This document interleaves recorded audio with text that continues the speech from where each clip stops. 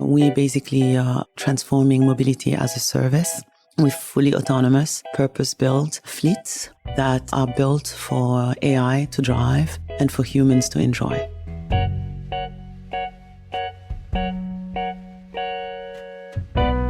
Autonomous cars won't become fully autonomous without massive amounts of data. Today's guest knows that firsthand. She's Aicha Evans, the CEO of Zoox. Zoox is attempting to build fully autonomous cars. They made headlines recently when Amazon acquired them for over $1 billion. This huge success didn't happen overnight. It was a slow and steady climb. The climb has been led by Aicha. She was born in Senegal, raised in France, educated in the US, and brings a global perspective to the table. In today's episode, we discuss how philosophy impacts Aicha's approach to engineering. We talk about her career journey in the US and how she found engineering management roles, which ultimately prepared her for the leadership role at Zoox. We also cover the way Zoox is working towards fully autonomous self-driving. In this episode, you'll hear us refer to full self-autonomy as reaching level 5. This is just an industry nickname for the term. So get ready for the future of self-driving that's hidden in plain sight with today's guest, Aicha Evans. This season of Hidden in Plain Sight is brought to you exclusively by our friends at Splunk, the Data to Everything platform. Splunk helps organizations worldwide turn data into doing. It's time for data to be more than a record of what happened. It's time to make things happen. Learn more at Splunk.com or by clicking the link in our show notes.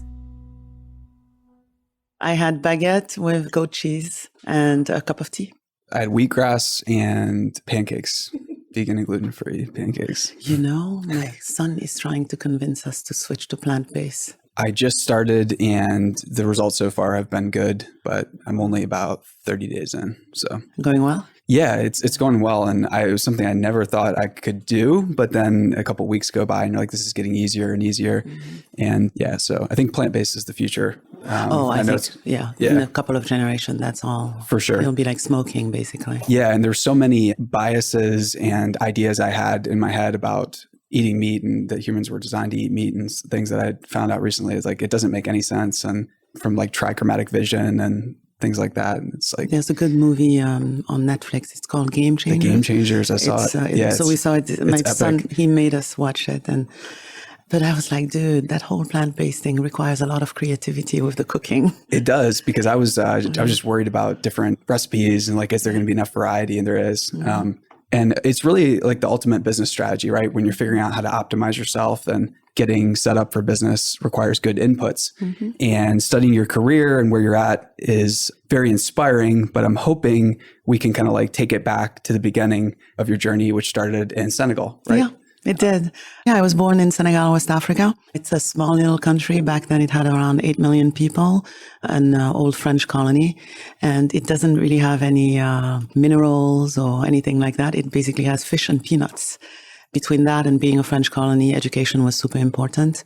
My dad was in telecommunication, which is how I sort of picked up engineering, and then moved to France and continued there. Were you studying in university in France, or what brought you out there? From essentially elementary school all the way to sort of post-high school in France, and then moved to the US. My dad was getting, shall we say, controlling. I think I became not what he bargained for. And I was sort of like, it's a little late to go back to your traditional Senegalese girl. You should have sort of chosen a different route. I also wanted to study computers, and the US was leading. And so it was an easy, natural choice. And then met my husband literally within months of arriving. And cool. Ended up staying. At George Washington University? GW. Sure. Yeah. So when you met him there and you were studying at George Washington University, I'm curious, other than him, what were your biggest takeaways from school? Well, I always sort of was a weird student in the sense that I like philosophy and literature and history and stuff like that as much as I like STEM. And so it ended up being a basis of the two. So I don't like STEM just for the sake of it. I like it to solve problems and to unlock opportunity. And so GW was a nice place to do that because it's a small engineering school. but it has a lot of programs with different government agencies and lots of secret things, and just learned a lot. And it sort of made me confident that I didn't just have to be a robotic engineer, that I could bring both to bear. Sure. And I think STEM without philosophy is pretty empty. Like, it needs to be directed and have some purpose. So that's how I feel. Yeah. Mm-hmm. Any favorite philosophers or any folks that you revisit from time to time? Descartes. Sure. I think, therefore I am. I reread Plato last election. It's a good time. Socrates. Are we going to get out of the cave? Well, I think we're just going through a normal thing. Sure. When you look at it in perspective. And then Socrates really grounds you, like in terms of treating people like you would want to be treated. Mm-hmm. I mean, he was willing to take his punishment even though he didn't do it, because he never complained when others, or asked questions when others were getting punished. And that's something that stays with me. Very cool.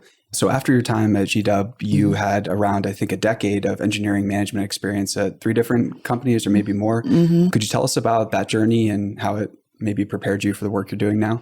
Well, we moved to Austin. Both of us were in computers. He was in software and I was in hardware. I do like the feeling of holding things, physical things, and we had to decide where to live. When he first said Austin, I was like, are you crazy? I grew up in Paris. You want me to go to Texas? I mean, when you grow up in Paris, Texas is basically Dallas. J.R. Ewing is what you remember. But then it was a good cost of living. And more importantly, both of us felt that we could find our second job if we didn't like the first job. It was Silicon Hills back then. I went to a multinational and I hated it. So I resigned within 2 days. They basically said, hey, I think you're panicking. And I was like, no, I'm pretty sure I'm not going to like it here. And then back then you had the Sunday paper. And I found a company called Brook 3 and the ad looked cool.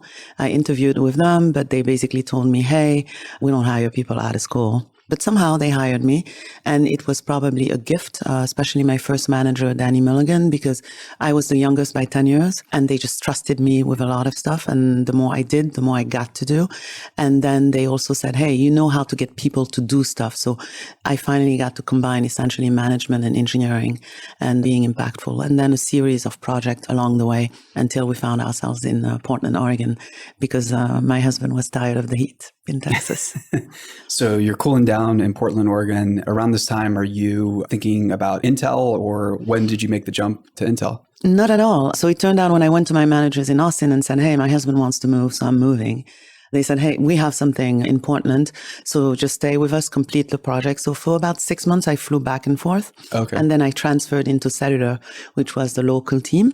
And no, I mean, you can't live in Portland without being aware of Intel. Sure. But it was sort of the big machine, and they do processors and memories. What would I ever do there?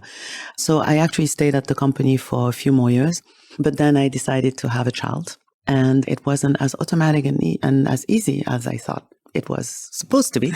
So I was going to take a year off. So I resigned from my old company, Skyworks, thinking I was going to take a year off. And Intel started calling and agreed to a very flexible schedule the first year so I could enjoy my first baby. And that's how that journey started. What did you learn from motherhood? Obviously, so many different things, but is there any thing that you reflect on from time to time? Humbling, patience, something greater than you and bigger than you, sort of the collective good. Chill pill. I remember so many times. It's funny when you have that first child. My husband often said, I don't know many 18-year-olds who are not potty trained. I don't know many 18-year-olds who don't sleep through the night. Take a chill pill. Yeah. So I think it grounded me. So you're getting grounded and your new role at Intel starts, and Intel is famous for combining hardware and software and complex coordination at scale. Mm-hmm. And what was that opportunity like? Because I know you got to work on just a variety of different technologies and everything from Wi-Fi to 5G and a whole bunch more that I'll let you tell us about. It was a fantastic experience. I entered because of WiMAX, which as a cellular sort of technologist from the outside, you're like, okay, either Intel has figured out Nirvana or something's really wrong. Unfortunately, there was some miscalculation. So within, I think, 6 months of starting, I was in the middle of really high-level corporate decisions around what to do with WiMAX. And that sort of gave me exposure, and it also gave me opportunity. I'm really grateful for that. But then I also asked, okay, what exactly were we trying to do, we Intel, with WiMAX? Forget that it's not working out. What was the goal? And once I was told what the goal was, there were some extraordinary leaders at that time, still today, but at that time too. And when they explained what they were trying to do with WiMAX, we were like, hey, there are maybe other ways to do that. And it was the convergence of communication and processing because of the internet and the PC in the middle of that. So I was offered to run Wi-Fi, but then I was told, or I realized that the majority of the team was in Israel. Israeli engineers don't react well to video conference managing. And so I ended up moving there with my 2.5-year-old, my 4-month-old baby, my husband, and my 2 cats, and had a wonderful time in Israel, met great engineers. It went really well. We turned Wi-Fi around. And then from there, came back to the States and worked on cellular. And LTE was more of a catch-up. And then also started saying, okay, you can't win just by catching up, right? So what's the next thing? And 5G was coming in terms of connecting more than people to the internet, connecting machines to the internet, and really optimizing all of the bandwidth and latency around that. So got to do that too. Very cool. And I'm curious, what did you take away from Israeli culture that you maybe employ in business, or any big takeaways there? Mishpacha, it's all about family. Okay. I know we technologists think it's all about technology, but we can do the technology easy. When you have complex, especially when you choose complex, game-changing products with a lot of hardware, different types of hardware, different types of software, and you have to integrate everything for the customer because you have to create value for the customer, it's actually all about people. Wise words. And you're at Intel, and how did the opportunity here come about? And I'm very curious to know. So I had a little bit of a faux pas where I was attracted to an opportunity. I will leave the name of the company out, and I almost went to that company. But then in the end, I didn't, just the timing and some things that were happening around the world, around Intel at the time. So I decided to stay. But unfortunately or fortunately, it depends on how you look at it. When you are seen or perceived as an African-American woman in high tech, with a little bit of a visible profile, you get a lot of calls from recruiters. And so I had to have a one-on-one with myself and said, I don't want to go through an experience again where I think I'm going to go and I don't go. So what's important to me? And I sort of decided and told everybody that I was not going to go to another big company. Basically, same, you know what, different day. And so they asked, a lot of recruiters asked, what could we call you for? And I made a list, a simple list. And I said it needed to be game changing. At this stage of my life and career, I want to work for something that's important and on something that's important. I didn't want to go to the public sector. I like my freedom. So if it was going to be private, it needed to be a team and a founder where I could clearly see what I was going to bring to the table, and they could clearly see it. It needed to be a founder that wanted somebody like me, not because the board told them, but because that's how they felt in their heart, right, in terms of the stage of the company. I didn't want to go too far backwards, meaning I didn't want to go join, some, back of the bus I've earned not doing that. And it needed to be in the Bay Area because I have a teenage girl that I've moved around a lot. And I don't need to hear about how her first boyfriend dumped her because of me. I can't imagine. So the opportunity presents itself here and everything's lining up. The cards are all perfect. And could you tell us a little bit about where Zoox is at now and the opportunity? Yeah, just a little ad. When I first heard about Zoox from the recruiter, I was actually like, what? That sounds kind of complex, difficult. So I wasn't that interested actually. But somehow they convinced me to talk to the board, to Jesse Levinson, our CTO co-founder, and a bunch of people. And when I learned about it from the inside, I literally fell in love with the whole thing. So where we're at is extremely consistent. I watched our 2014 pitch deck, and we're still on that journey. We basically are transforming mobility as a service with fully autonomous, purpose-built fleets that are built for AI to drive and for humans to enjoy. A lot of people ask us, why are we building a vehicle? And we're building a vehicle for a very simple reason. Every time the driver for a vehicle changed, the vehicle was re-architected, redesigned to make it easiest and safest for the new driver. So when you start looking at a passenger car from that standpoint, you can see why it's built for a human driver. Its shape, the windshield, the wipers, the mirrors, even the seating arrangement, everything is around the human driver. So the one thing we don't argue about in the industry is that AI is going to drive. So AI doesn't need a windshield in that manner. It doesn't need mirrors. It needs cameras. It needs sensors. We can argue about what type of sensors. And then it needs a great field of view. and it needs to make great decisions because it's going to drive amongst other human drivers. And that's what we're up to at Zoox. And it's just a pleasure to be here. I wake up every morning in a hurry to get here. And I was reading about the company, and it's very much a full stack approach where you want to do everything from the app to tap, order the car to driving to the end location. And you're testing currently in the Las Vegas market. I'm curious to know, is there anything you can share about the Vegas market and fabulous Las Vegas? Fabulous, yeah. Well, look, it's very important. We're married to the approach. Sure. Meaning, once you re-architect the vehicle and you have AI driving and it's fully electric, it's symmetrical, bidirectional, it's built around the rider, you sell rides. You don't sell vehicles. And therefore, you have to have a way to essentially initiate the ride. Right. And then you have to take it. And as soon as you're off, somebody else is using it. So this is not like passenger cars that are used 4% of the time. And 96% of the time, they are, as you saw in our parking lot this morning, they're essentially idle. This is maximum utilization. So we're married to the approach of the full stack.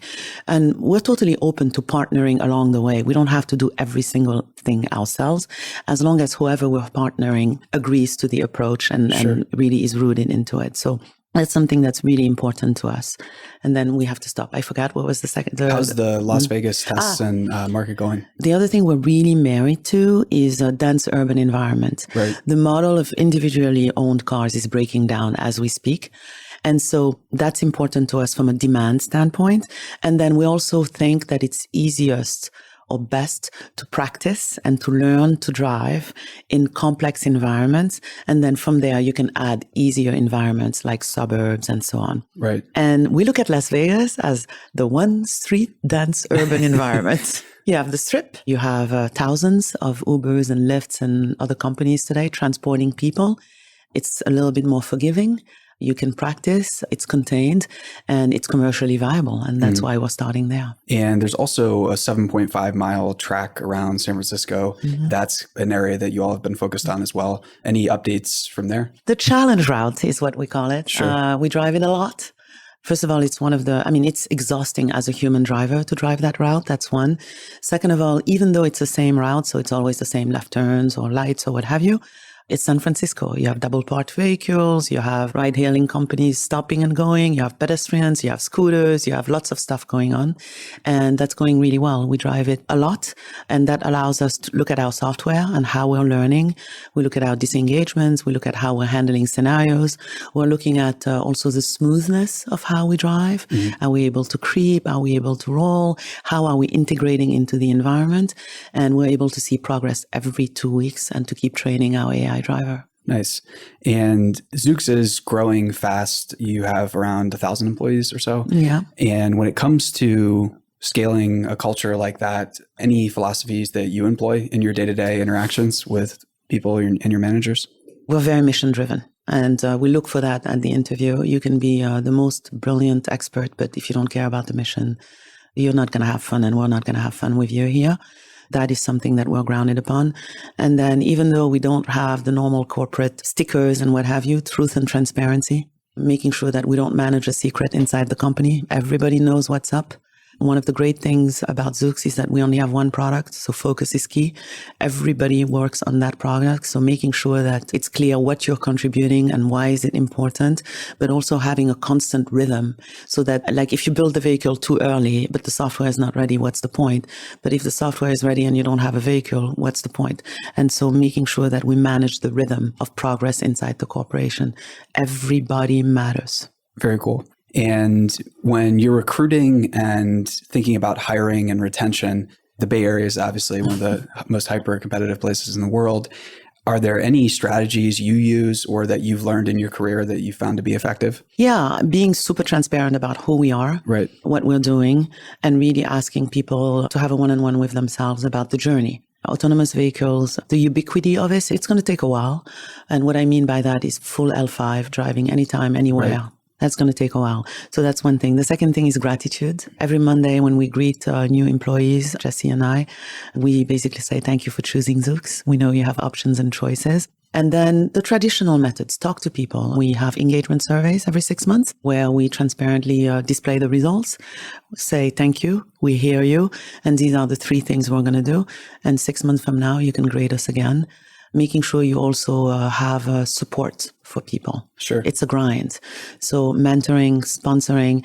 If you're a brilliant expert, one of my questions is, are you creating a mini-me? And who is that? First of all, it's good for the company because you don't want single points of failure, but then it shows progression. Right. And also knowing when to let the deselection process happen. There are people who have left Zoox that, it was hard for me, but I knew it was the best thing for them. And if it's the best thing for them, because it starts with the individual, it's got to be the best thing for the company.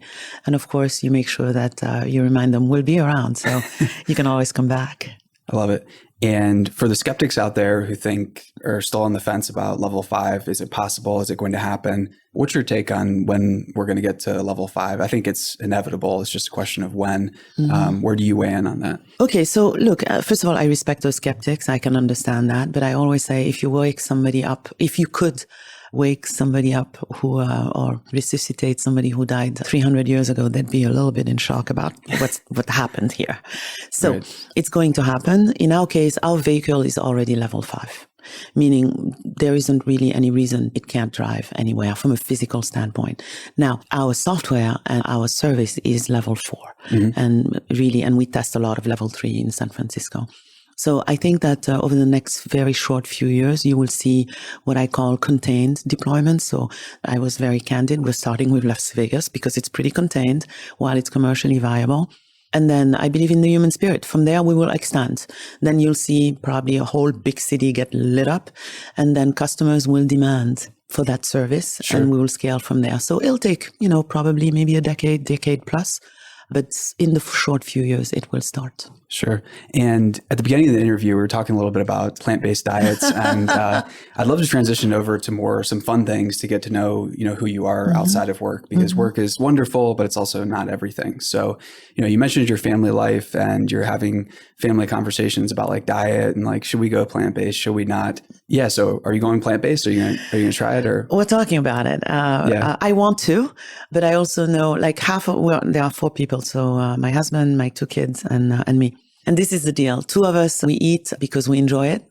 And 2 of us eat just to feed our bodies. Right. And so I have to do some research on good recipes so we have enough variety. But I think we're going to go there, basically. Sure. Then the second thing is it's also for the benefit of the family. My son is the one who actually brought this up.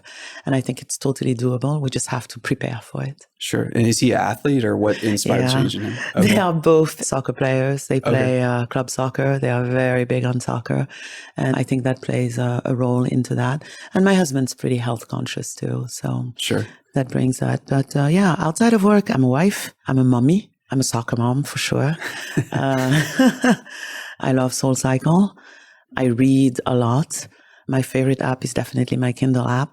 And I sort of just enjoy life. I mean, I want to live a total full life. It's not just about family, because my kids, I would drive them crazy if I didn't work. My daughter often says, this is not Intel, or this is not Zoox. You're not queen of the anthill here. Don't manage us. I'm like, okay. Yeah. So I'm right there with you with my favorite app being the Kindle app. And when it comes to reading, are you reading fiction, nonfiction, and any good reads lately?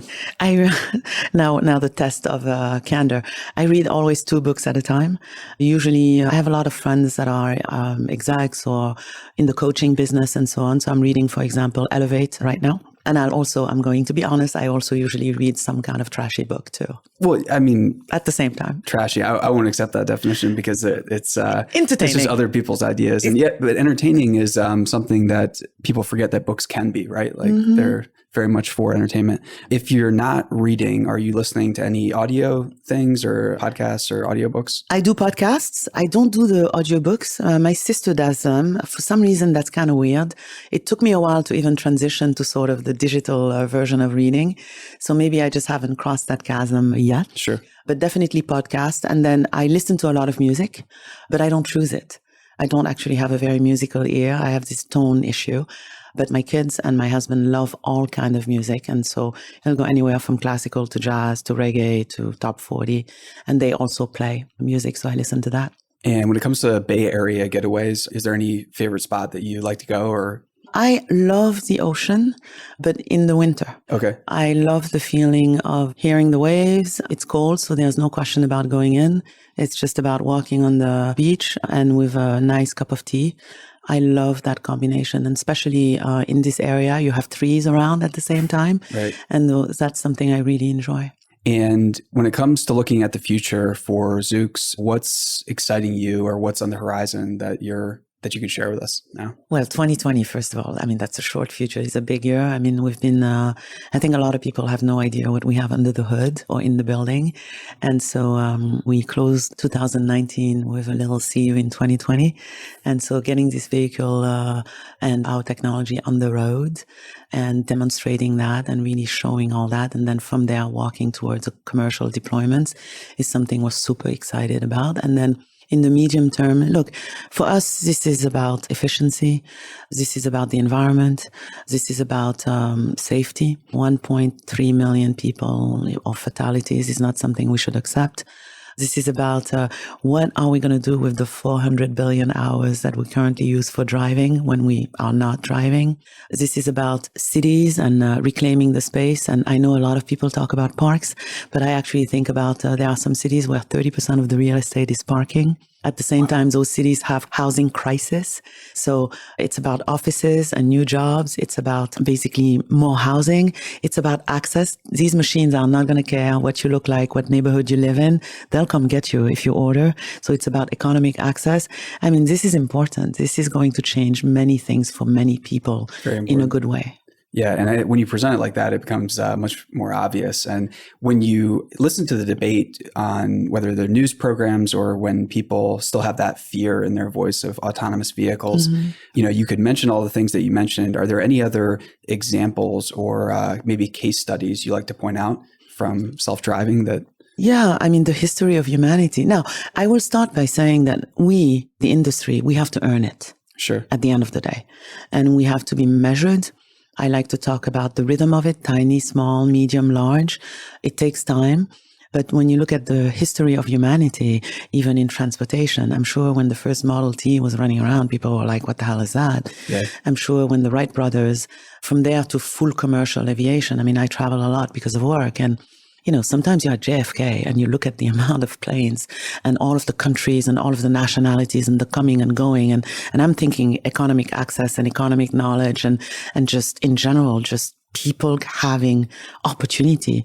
And so we have to earn it. We have to be patient and it will happen. It always does happen. Technology doesn't stop. That's an excellent place to end it. And Aicha, thank you so much for being generous with your time. This was a blast, and I can't wait to see what the future holds for you and Zoox. Thank you for having me. I appreciate it. That was fun. Pleasure.